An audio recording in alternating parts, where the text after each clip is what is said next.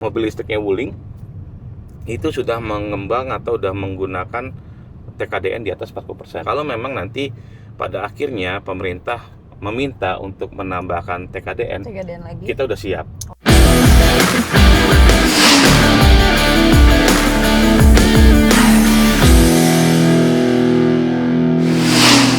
Hai Kontaners, jumpa lagi di Auto Insight sama aku Ivanka Rahmana. Nah, kali ini Kontan berkesempatan untuk berbincang-bincang bersama Wuling Motors Indonesia. Dan di sebelahku sudah ada Pak Brian atau Pak Gomgom. Pak Gomgom aja. Pak Gomgom aja. Iya. Selaku Senior Brand Communication Wuling Motors Indonesia. Halo Pak, apa kabar? Baik, kabarnya baik. Gimana nih jelang Gias, sudah ada euforia hektiknya belum? Iya, udah kerasa ya, udah kerasa ya. Dan juga kemarin kita kan juga baru ulang tahun yang ke-9 dan kita di situ kita kasih lihat lah apa yang akan kita hadirkan di Gias begitu. Dan aku udah baca itu ulang tahun ke-9 ini tuh mengusung tema tumbuh bersama sebagai keluarga. Iya. Nah, boleh ceritain nggak Pak? Artinya, maknanya tuh apa sih? Ya, jadi Wuling itu kan kita sudah 9 tahun di Indonesia. Kita hadir pertama kali itu di bulan Juli 2017 melalui peresmian pabrik. Ya, peresmian pabrik kita pertama di Cikarang dan produk pertamanya itu Convero. Selama perjalanan sampai sekarang kita tuh merasa banyak pihak yang sudah membantu kita lah dan yang bikin Wuling bisa terus berkarya di Indonesia saat ini. Nah, di momen ini kita mau kasih seperti apresiasi lah kepada teman-teman konsumen, lalu para mitra dealer, para salesman kami, lalu juga karyawannya Wuling di Indonesia, dan tentunya juga karena kita ekspor juga, jadi ada juga customer-customer kita yang di luar dari Indonesia. Dan ini perayaannya ini kemarin kita langsungkan di pabrik kita di Cikarang, Jawa Barat. Di situ kita hadirkan ada berbagai acara, termasuk kita ngajak 8 komunitas resmi kita itu untuk factory visit ke sana. Begitu. Jadi bisa langsung lihat langsung pabriknya gimana. Iya, betul. Karena mau nggak mau memang kita bisa tumbuh sampai sekarang pun ya karena berkat konsumen-konsumen Wuling di Indonesia juga. Karena gitu. Wuling kan jadi salah satu brand yang udah lebih dulu masuk ke Indo kan. Iya, di tahun 2017 ya. Itu betul, ya, dan betul. yang aku baca juga ini mencatat angka produksinya tuh luar biasa, menembus 200.000 lebih unit.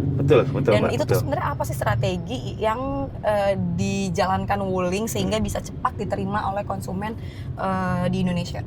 Ya, jadi kita dari awal masuk 2017 kita sadari bahwa Wuling saat masuk itu image brand otomotif China itu memang lagi kurang baik gitu loh Mbak. Jadi kita menyadari bahwa kita harus mendengarkan, kita harus mengerti, dan kita harus memberikan jawaban berupa produk dan layanan yang sesuai sama kebutuhan masyarakat Indonesia. Jadi berbekal hal itu kita hadirkan produk-produk. Waktu itu kita hadirkan Convero pertama karena kita lihat pasar Indonesia itu sangat mobil keluarga sekali, 7-seater atau lebih. Terus mereka suka berpergian bersama-sama. Nah, jadi kita hadirkan Convero di sana. Nah, selain itu kita juga lihat ternyata jaringan dealernya juga penting. Oleh karena itu kita juga fokus di saat awal-awal kita adalah membangun jaringan dealer yang lebih luas. Lagi. Fungsinya untuk memudahkan konsumen untuk membeli produk, lalu melakukan perawatan, dan dia merasa ini produk Wuling ini dekat nih dengan wilayah-wilayah mereka. Dan setelah itu kita baru fokus ke inovasi Mbak. Mungkin kalau Mbak ingat 2019 itu ada Almas. Almas itu salah satu medium SUV di Indonesia yang kita punya yang namanya voice command bahasa Indonesia. Lalu ada ADAS dan juga ada Internet of Vehicle. Dan ini menjadi game changer dan membuat Wuling saat itu berubah dari brand otomotif yang hanya menjual mobil menjadi menjual inovasi. Dan 2022 ini yang menjadi sebuah loncatan sangat jauh untuk Wuling adalah bermain di mobil listrik melalui REV. Jadi sekarang melalui step by step itu kita melihat bahwa menghadirkan produk yang relevan untuk masyarakat Indonesia itu yang membuat Wuling punya makna tersendiri di konsumen Indonesia gitu. Memang udah lebih dulu langkahnya. Betul. Itu juga jadi poin penting sih Pak ya. Dan Wuling kan jadi salah satu pabrikan asal China yang pertama melakukan lokalisasi secara masif. Bahkan tadi kan sudah di Indonesia juga yang merakit baterai EV secara lokal di Cikarang. Betul. Nah, seberapa besar dampak komitmen investasi ini terhadap daya saing Wuling di pasar domestik maupun di pasar ekspor?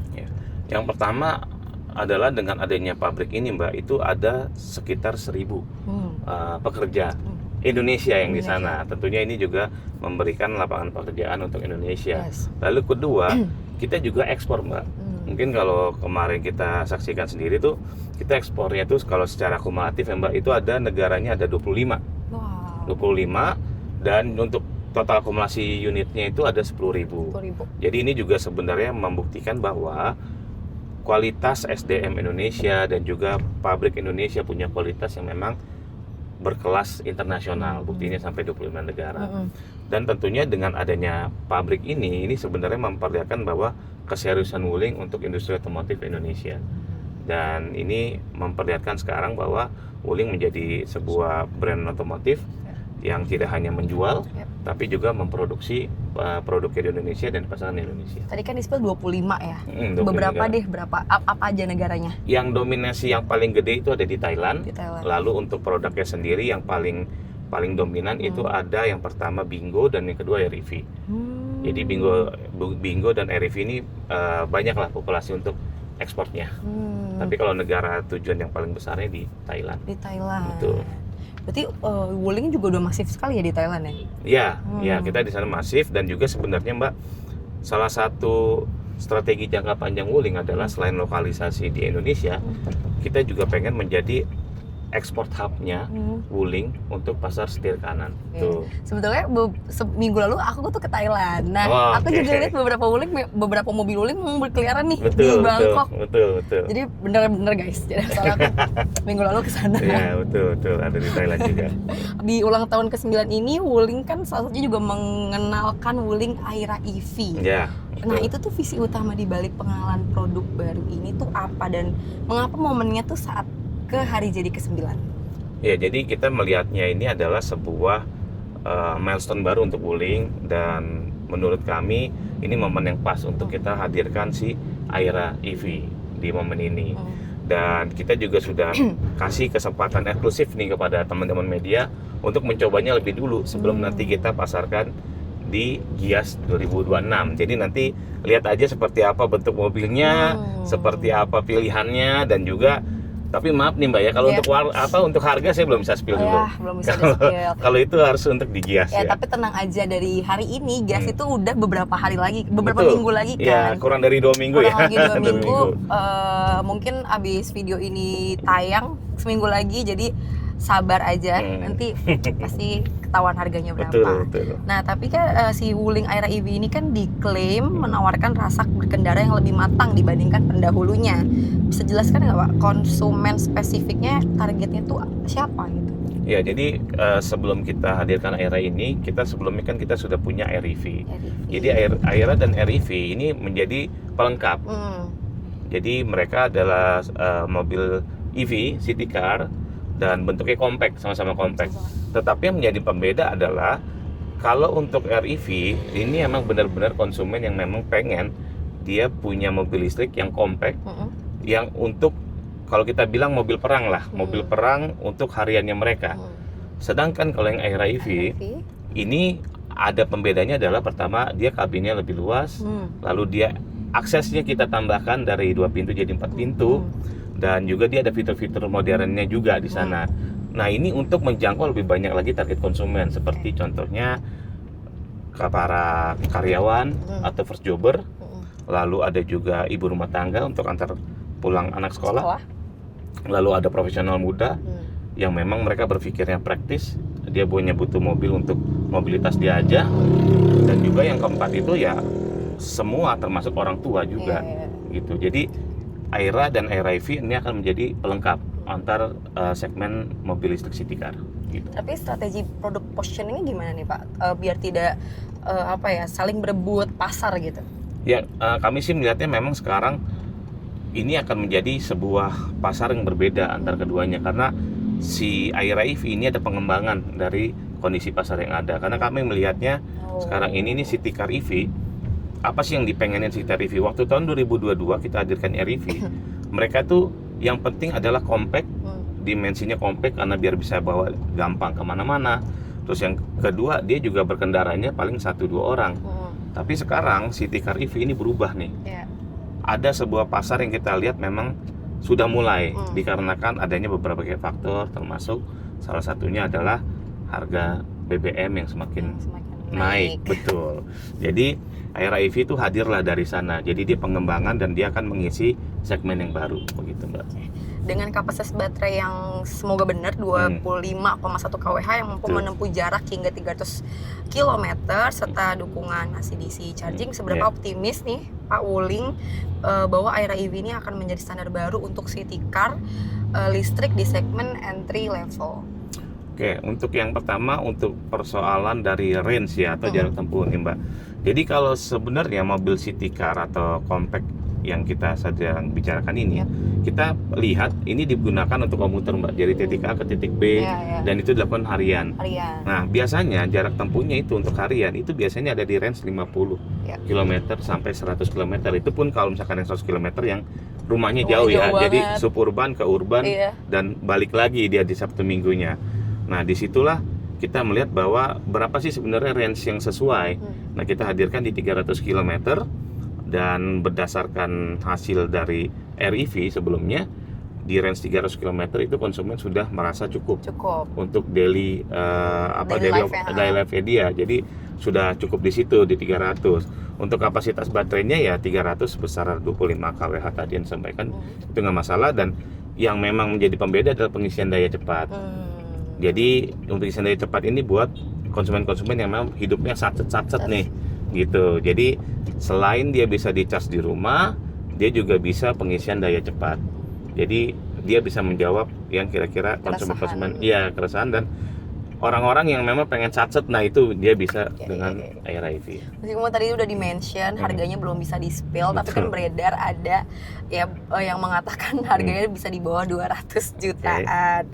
Nah, sebelumnya, tapi apakah lokalisasi perakitan baterai di Cikarang ini menjadi faktor utama yang memungkinkan Wuling menekan harga tersebut?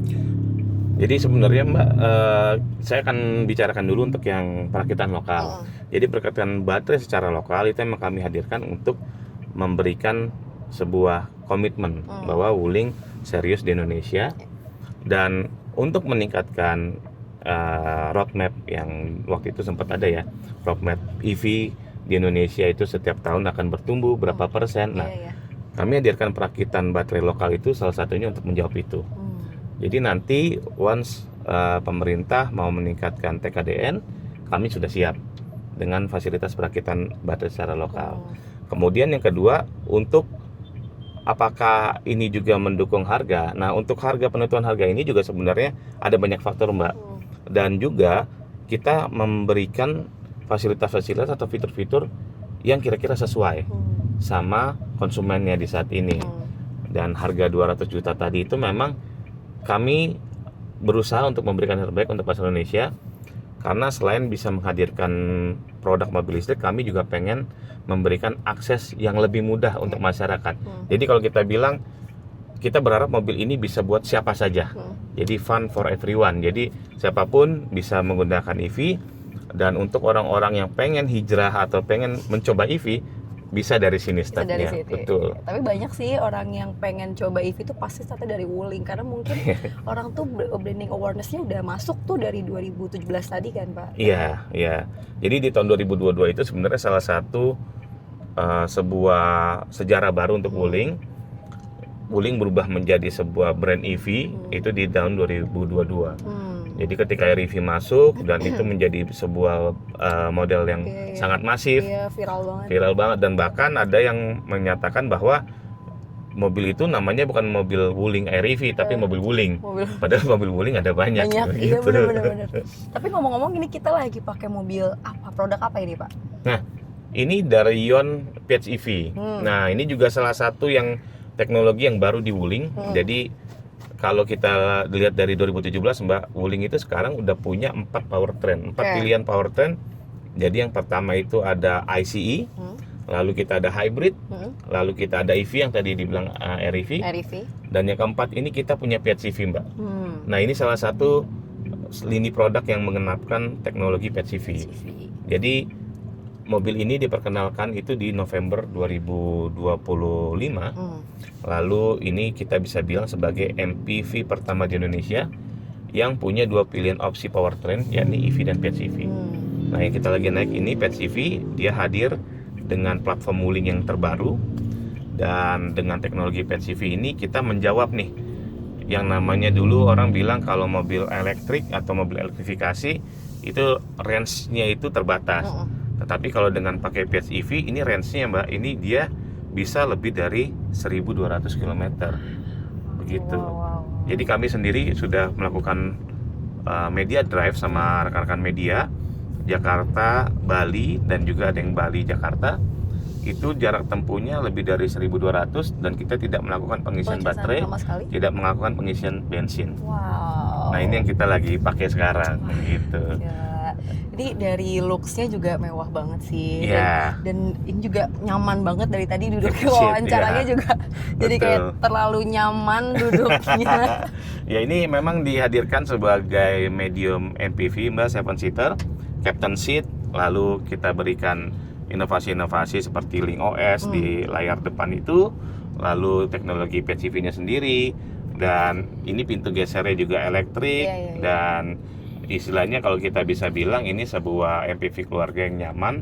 Betul. Dan memberikan sebuah pengalaman baru nih untuk elektrifikasi gitu Mbak. Kan kompetisi di pasar otomotif lagi parah banget nih. Nah itu Wuling melihatnya gimana?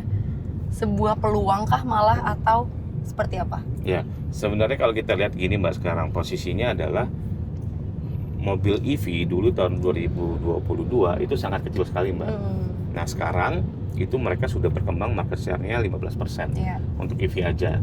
Yang artinya bahwa dengan banyaknya pemain ini sebenarnya membuka market segmen yang lebih besar lagi. Dan selain itu artinya Indonesia merupakan pasar yang sangat prospektif untuk EV. Karena dari 2022 sekarang ke 2026 dalam waktu 4 tahun kita sudah bisa market share 15%. Dan ini all brand ya Mbak, semua brand. Jadi ini memperlihatkan bahwa sebenarnya masyarakat Indonesia itu sudah mulai adaptif untuk ke EV. Betul. Dan dengan banyaknya pilihan ini juga memberikan jawaban bahwa sebenarnya kalau mau EV ya banyak pilihan. Nah, kita melihatnya ini adalah hal yang positif. Jadi dari satu sisi konsumen punya banyak pilihan, di satu sisi market share-nya itu akan terus bertambah. Dan kita lihat nanti ke depannya akan terus bertambah lagi dengan banyaknya pilihan, dan dalam kondisi tersebut kami tetap yakin dengan produk-produk kami yang di EV dan juga di PHEV bahwa sebenarnya pilihan akan diberikan ke konsumen. Jadi konsumen akan memilih lini produk yang sesuai dengan preferensi mereka, dengan worry free yang mereka pikirkan seperti apa, dan juga dengan brand image yang seperti apa. Jadi kami yakin bahwa seluruh produk kami juga punya tempatnya sendiri nih di hati konsumen. Tapi kan banyak sudah ada brand-brand yang menawarkan dengan harga yang murah. Itu kan juga salah satu mungkin sentimen lah bagi beberapa bagi brand EV gitu. Nah itu menghadapinya seperti apa? Menjaga pertumbuhan penjualan itu seperti apa? Mempertahankan loyalitasnya seperti apa? Ya jadi kalau untuk yang kedepannya Mbak, memang kita tuh sekarang lagi memperkuat namanya semangat Wuling dibangun di Indonesia untuk Anda. Nah, Wuling dibangun di Indonesia untuk Anda ini menjadi sebuah positioning Wuling yang sangat berbeda di pasar Indonesia. Untuk mendukung tersebut, kita ada 3 pilar yang kita bilang good product, good quality, dan juga good services. Nah, 3 pilar inilah yang kita akan terus jaga untuk memberikan nilai yang berbeda untuk konsumen Indonesia. Jadi good product itu kita hadirkan dengan produk-produk yang sesuai dan tentunya relevan Mbak. Itu yang paling penting. Jadi nggak hanya sesuai tapi relevan nih sama kebutuhan masyarakat Indonesia. Lalu yang kedua itu good quality. Good quality itu karena kita memiliki fasilitas manufacturing di Cikarang. Yang tentunya itu sudah punya kualitas produk yang internasional lah. Karena termasuk kita juga melakukan ekspor dari fasilitas tersebut. Lalu good services ini adalah jaringan dealer sebanyak 150 dealer. Lalu kita adanya juga layanan purna jual, termasuk yang kalau di EV yang menjadi sebuah hal yang sangat menjadi magnet untuk Wuling adalah lifetime warranty Mbak.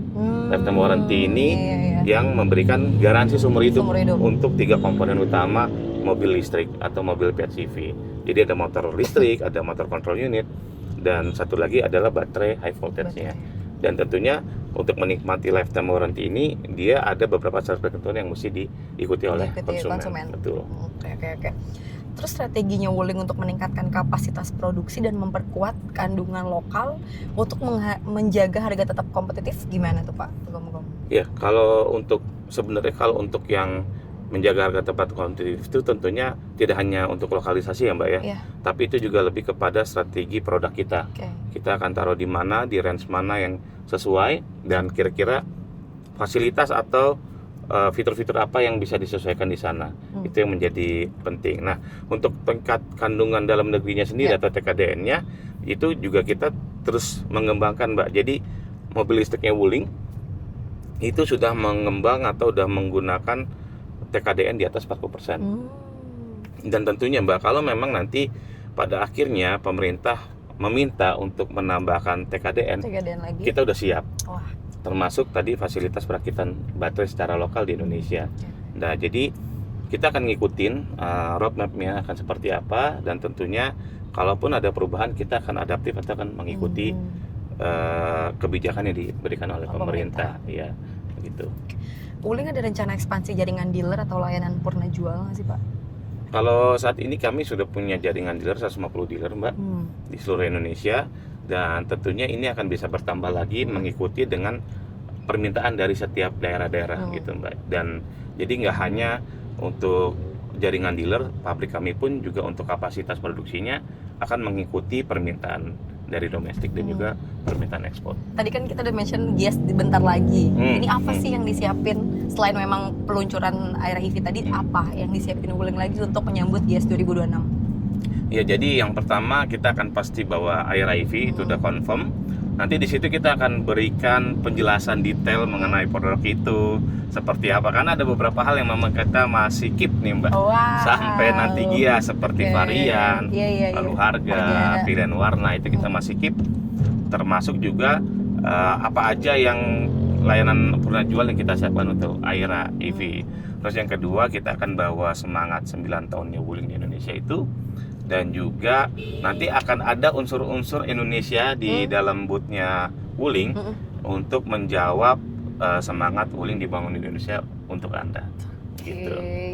Oke, kontainers, mungkin sekian Pak Gom-Gom ngobrol-ngobrol sore ini. Terima kasih untuk waktunya dan kesempatannya.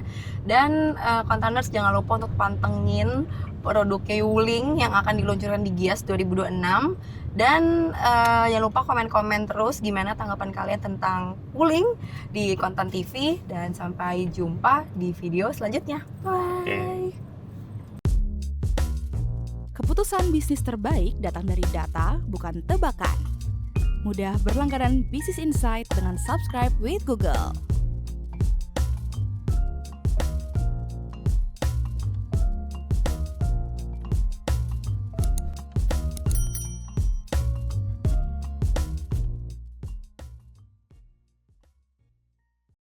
Download aplikasi Kontan sekarang di App Store atau Play Store.